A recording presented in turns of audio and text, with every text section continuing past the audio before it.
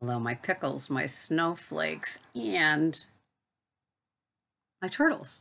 My name is Sarah, Pearls of Wisdom and Food with Keto, and keeping the carbs very, very low. Keeping the carbs total, never net. I don't play around with that. And so it's funny, I woke up this morning. I did not work last night, so I woke up this morning and I had a dream that I was doing the house, showing you a camera thing of the house. And this wallpaper, this was wallpaper in the dining room, and it was a very formal and elegant dining room. The chandelier and the cherry table and all of that kind of stuff.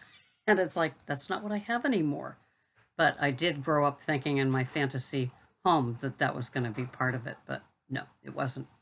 So in the past few videos, I noticed a theme because I prepare the video and I listen to it while it's uploading to YouTube, and then so I can think about it. And then the day that it is published, so you see it, then I watch it again, so I know what you people are listening to.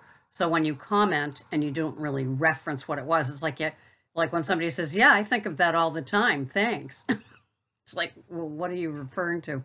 So I can kind of get a glimpse into where they're coming from because they've just come freshly off watching it like I have, or maybe they stopped halfway through like I sometimes do and comment on somebody else's. So, um, so in these past few videos that I've done, I've really gotten raw with the emotions of being a habitual overeater, a cheater, and just a person that had no values that they were adhering to, and slowly developing what was working for me, whether it was Spark People when I just did 1,000 calories a day, or Weight Watchers where you do the points, and I went through two different points type systems with them before I gave that up for low carb, high fat, and now the Keto Under 20. And the Keto Under 20 is really a pretty disciplined kind of place. It's not like there's shopping at the end.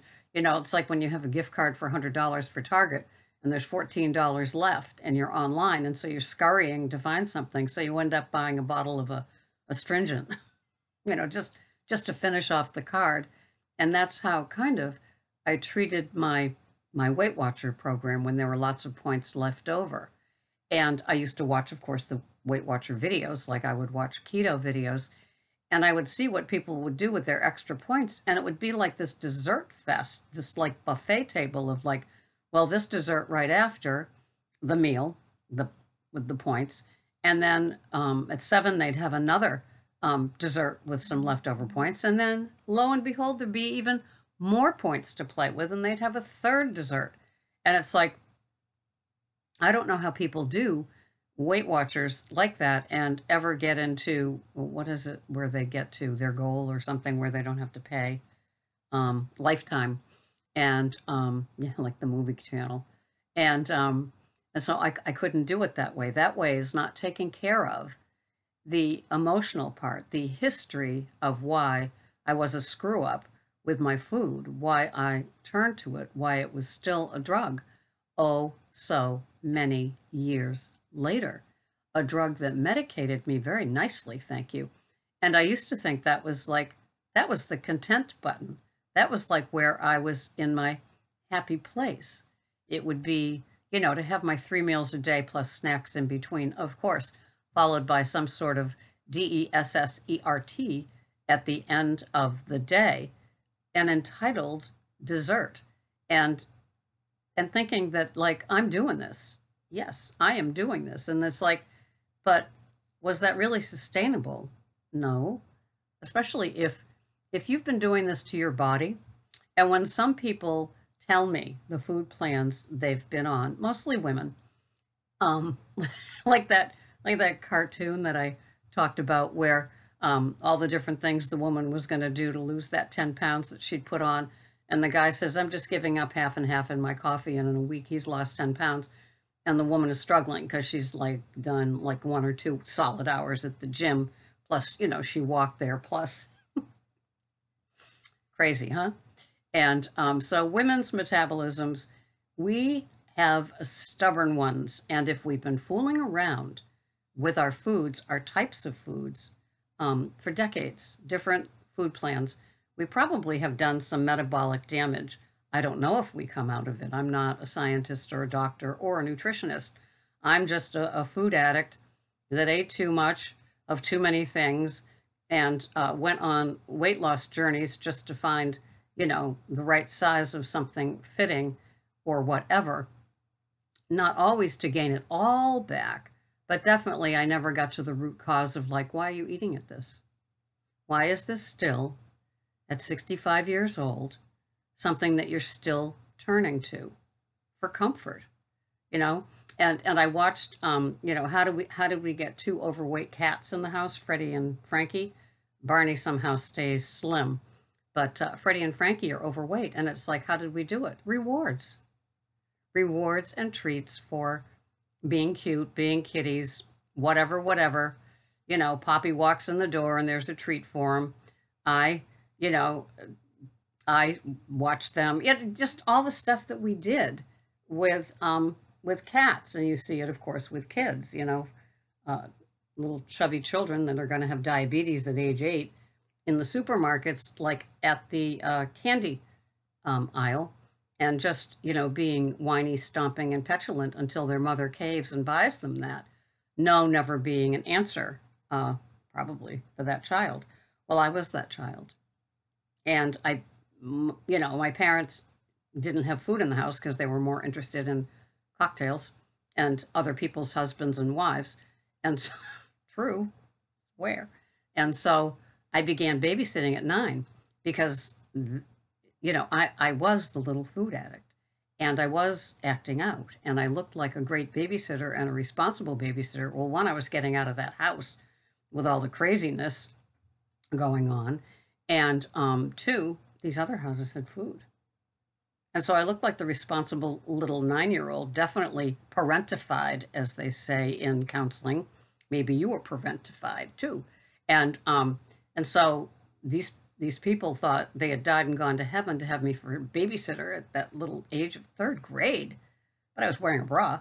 And so there I was taking care of these kids with pantries. Oh my God, it was just like, there's so much love and abundance in these pantries, and I can have whatever I want too. And so it would be snack. And then we'd walk to the playground that was next to a penny candy store. And there we'd go. And on the days that I didn't have children to watch, my fat friend and I, because that's how you chum around, with a fat friend or two. And I had 2 that I ate with a lot. And it's so funny because one of them, her daughter, is here doing keto. I'm not going to call her out, but she's lost tons of weight doing keto. I mean, how awesome is that? It's just a small circle of, synchronicity, I guess. And so then with this other friend, that one was like, we would spend the weekends together when my parents were really, really, really bad. I'd just kind of move in with them for a few days, and her mother and father did all they could to make me feel comfortable, and her mother would cook all my little favorite foods and things that my mother wasn't cooking. And so my tools of being a very chubby little child were well honed from the age of probably 8 on.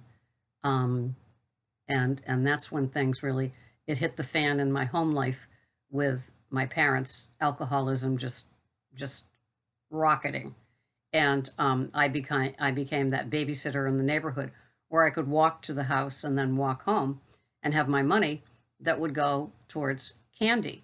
And then, of course, we'd eat the candy at the playground, and the kids would get theirs, I would get mine, and then we'd go home and we'd have a snack. This was all before dinner, of course. And so, I was spiking. I am like absolutely amazed that I'm not a diabetic today, the amount of sugar that I inhaled. And no store was safe. And I had no idea that it was like a sugar addiction. And then Tab came out. Oof. And I would drink Tab. I had a boat because I was a spoiled little brat. I had a Boston whaler. And I'd take my whaler. There was a McDonald's on the water a couple of towns over. So I'd take my little whaler over there. And back then, you could, everything was safe. You didn't have to worry about anything like that. Anybody stealing your boat or, you know, creepy people. And I'd go into McDonald's and get my couple of large fries that had small and large. I'd take my speed pill that was prescribed from the doctor, and I'd have my French fries. And you know the deal there. I don't want to trigger anybody, but you in a bag.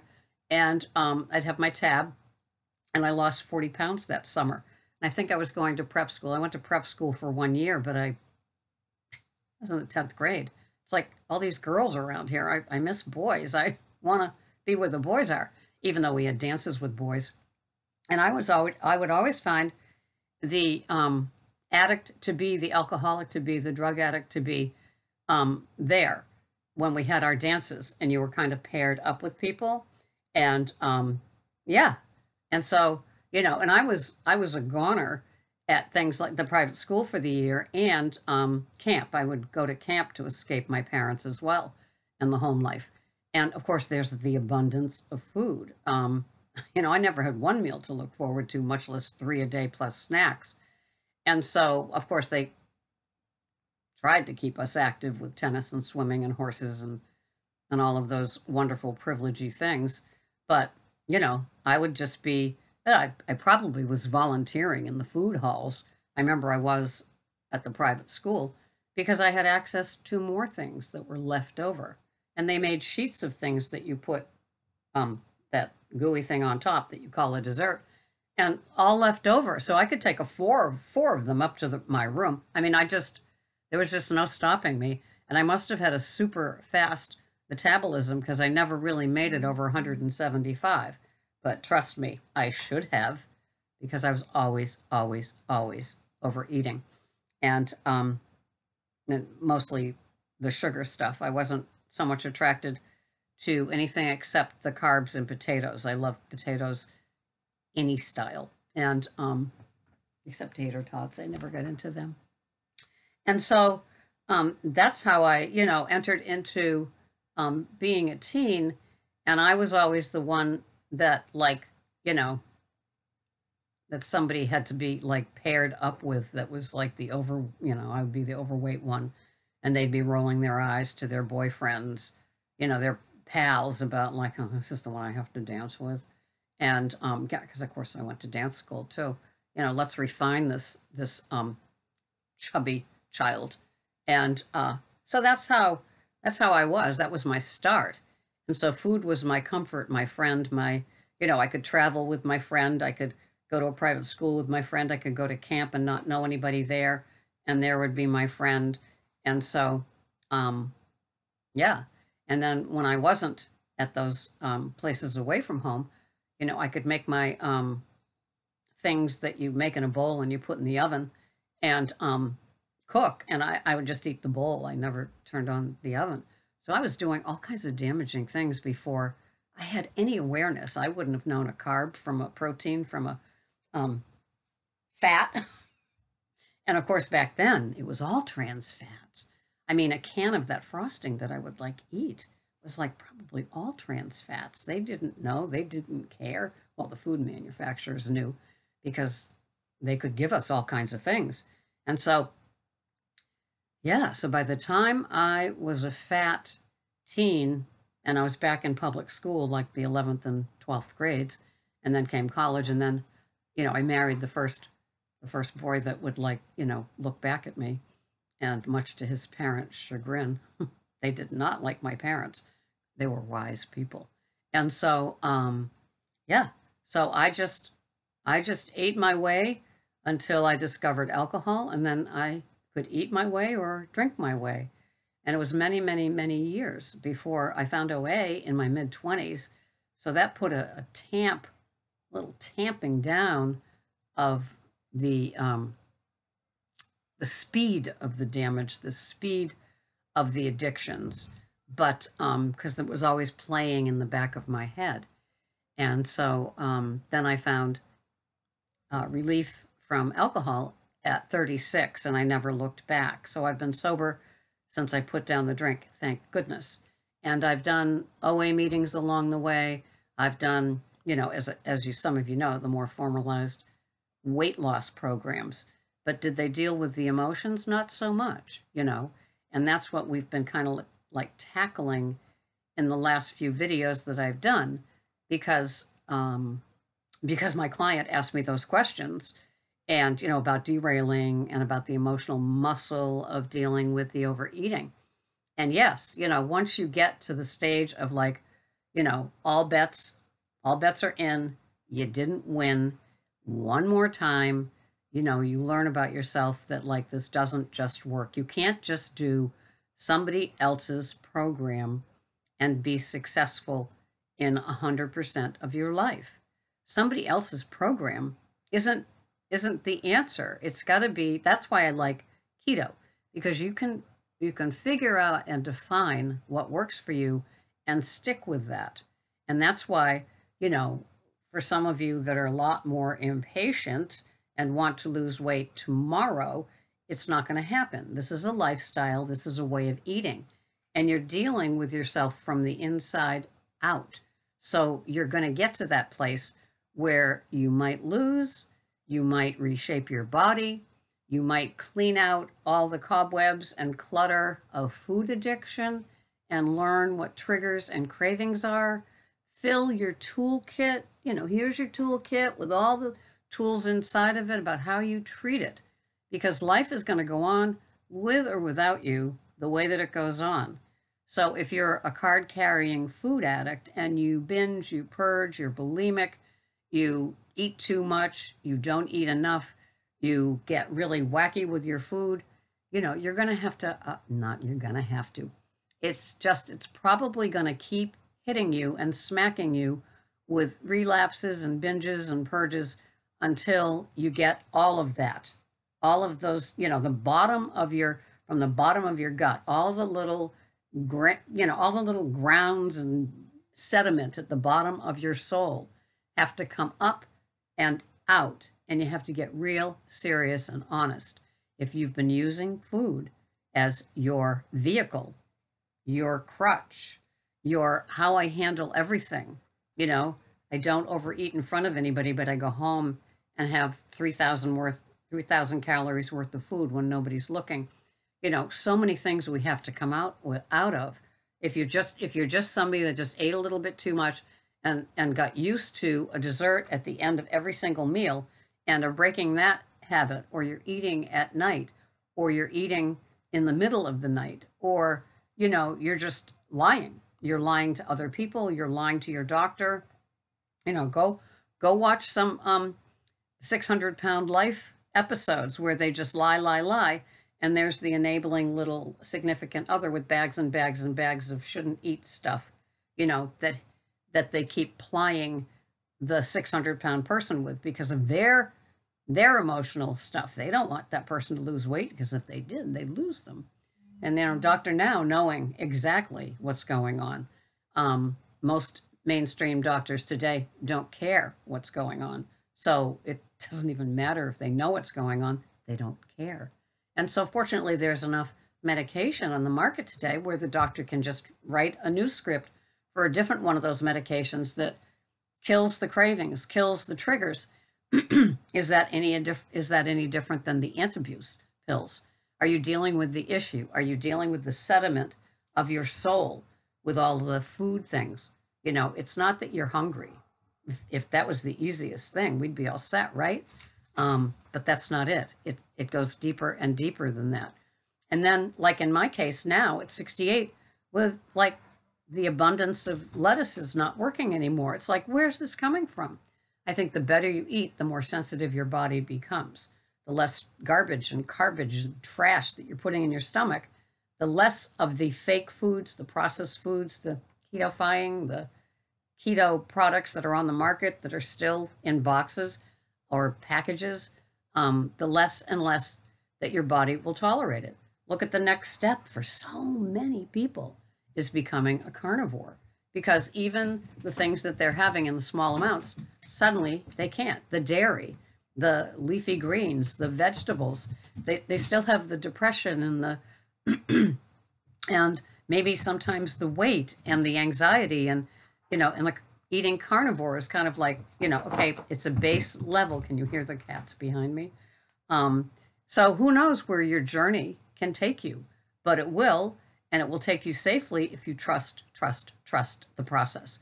If you're here thinking that like this is a weight loss competition and there's going to be a challenge about who's going to lose 10 pounds by November 1st, you're at the wrong channel. This is a channel that understands the length of time it's going to take, the journey, and eating rich and abundant foods every day while you're going along. So it's like giving up the guilt about having something that's rich and wonderful, and you can still lose some weight, and you don't have to do it, have to overdo it. You can, make your plate, your smaller plate, overflow with what works for you until it doesn't. And then it's like, okay, we're going to redo this now. I can't have those things anymore. Broccoli's really bothering me now. How come? I don't want the oxalates and the spinach anymore. So I've like cut those off the roster. How come? All the different things. I think when the student is ready, the teacher appears. And to teach whatever lesson it is that you have next for your journey.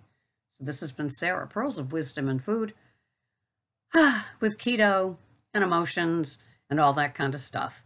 Thank you so much for watching. If you need one-on-one, just to kind of tighten up things, you can find me at ketocoachingsarah.com.